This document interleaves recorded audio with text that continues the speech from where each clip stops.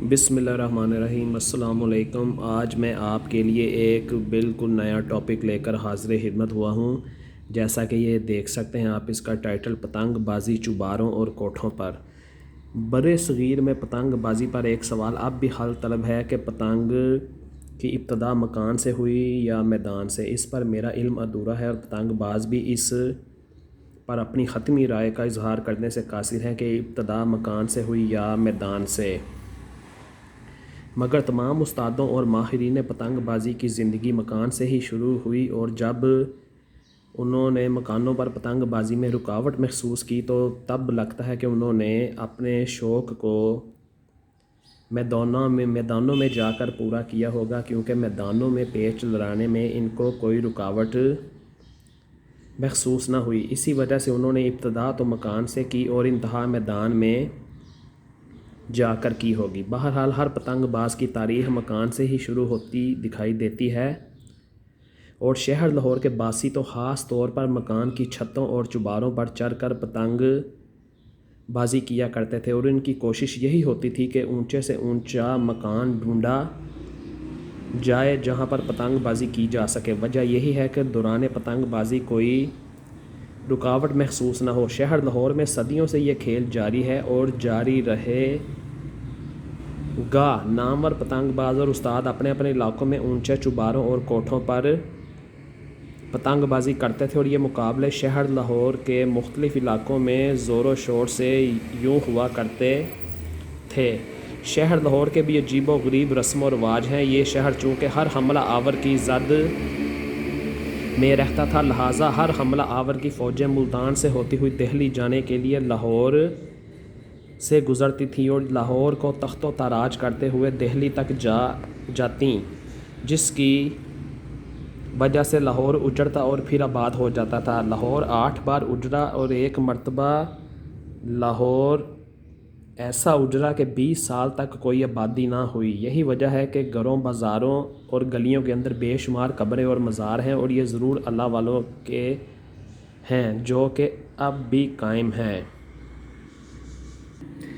لاہور کے شہری بڑے زندہ دل مشہور ہیں۔ لاہور کا موسم چونکہ گرم سرد ہوتا ہے، اس لیے لاہوریوں کے مزاج میں بڑی گرمی بھی اور سردی بھی ہے۔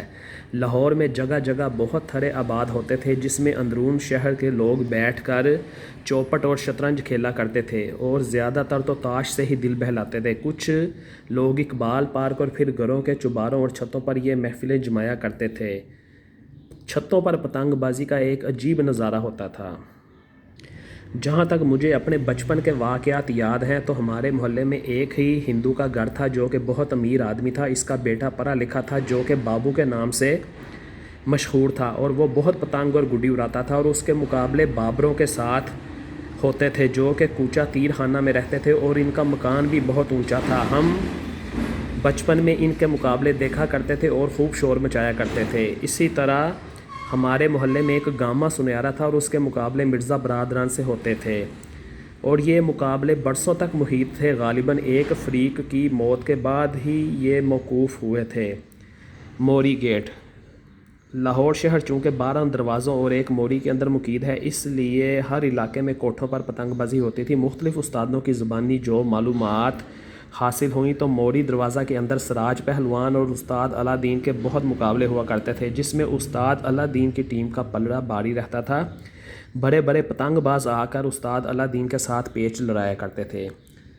پہلا تھا جی یہ باٹی گیٹ، باٹی گیٹ کے بعد موری گیٹ، موری گیٹ کے بعد اب یہ آ گیا لوہاری گیٹ۔ اسی طرح لوہاری گیٹ میں چوک متی میں استاد محمد رفیق اور شاہ پانڈیاں والا جو کہ ایک ماہر پتنگ ساز بھی تھا کے بہت مقابلے ہوا کرتے تھے، اور کئی ماہ متواتر جاری رہتے تھے۔ شاہ پانڈیاں والا چونکہ ایک مانا ہوا استاد ہے، اسی وجہ سے تمام استاد پتنگ باز ان کا احترام کرتے تھے۔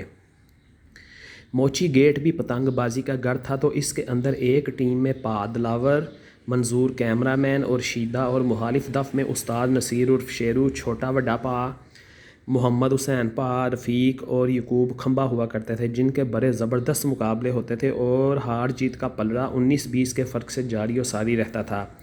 اس وقت میرے نزدیک سب سے عمر رسیدہ پتنگ باز جو بقید حیات ہیں استاد شیرو ہیں، جن کی عمر 80 سال سے اوپر ہے۔ اس کے بعد ہے جی اکبری گیٹ۔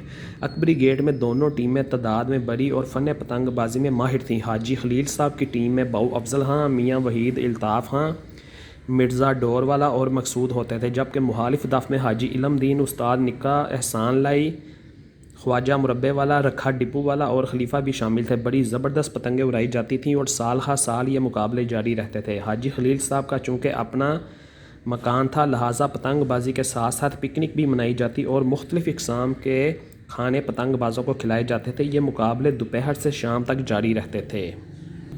دہلی دروازہ۔ دہلی دروازہ میں بھی 12 دروازوں میں سے ایک بہت مشہور دروازہ ہے۔ اس دروازہ کے رہائشی بھی بڑے نامور استاد گزرے ہیں، جن میں اکثر مقابلے ہوتے رہتے تھے۔ لطف کی بات یہ ہے کہ جس کا مکان پیچھے ہوتا تھا اس کو پیچ لگانے میں آسانی ہوتی تھی، کیونکہ وہ پتنگ باز 45 ڈگری پر اپنی پتنگ کو آسانی سے لے آتا تھا اور آگے والے مکان کے پتنگ باز کو اپنا دفاع ہی کرنا ہوتا تھا۔ چونکہ دوسرے پتنگ باز بھی بڑے ماہر ہوتے تھے، اس لیے وہ پیچ کو اس رخ لڑاتے جس رخ پر ان کی پتنگ ان کا کہنا مان سکے اور کوئی کھیت پیدا نہ ہو۔ یہاں عموماً مقابلے حاجی علم دین، جو کہ خلیفہ ظہور کے شاگرد تھے، ایک دف کی نمائندگی کرتے اور ان کے ہی گھر پر پتنگ بازی کی جاتی تھی۔ حاجی علم کی ٹیم میں استاد فتح محمد مرچاں والا اور دیگر نامی گرامی لوگ شامل ہوتے تھے، اور مخالف دف چودھری فضل دین اور فجا کی تھی اور ان کا ہی گھر استعمال ہوتا تھا۔ ان کے ساتھ استاد بودی، عبدالرشید تیر انداز، بابا کما ان کی مدد کے لیے ہوتے تھے۔ شام کے وقت اور چھٹی کے روز سارا دن یہ مقابلے جاری رہتے تھے اور بڑے بڑے نامور پتنگ بازوں کی پتنگیں اڑائی جاتی تھیں اور کھانے بھی کوٹھے کے اوپر ہی پکائے جاتے تھے۔ یہ میں نے آپ کو 4 دروازوں میں جو پتنگ بازی ہوتی تھی وہ آپ کو بتا دیا ہے۔ اگلے ایپیسوڈ میں آپ کو باقی دروازوں کا بتاؤں گا۔ اس کو لائک کریں، شیئر کریں اور سبسکرائب کریں، اور بھائی کو دعاؤں میں یاد رکھیں۔ اور اگر آپ میں سے بھی کوئی اندرون شہر سے تعلق رکھتا ہے اور جس نے اس زمانے میں پتنگوں کے یہ گیمیں دیکھی ہوں تو مجھے کمنٹس میں ضرور بتائیے گا۔ انشاءاللہ تعالیٰ آپ سے پھر ملاقات ہوگی، تب تک کے لیے اللہ حافظ۔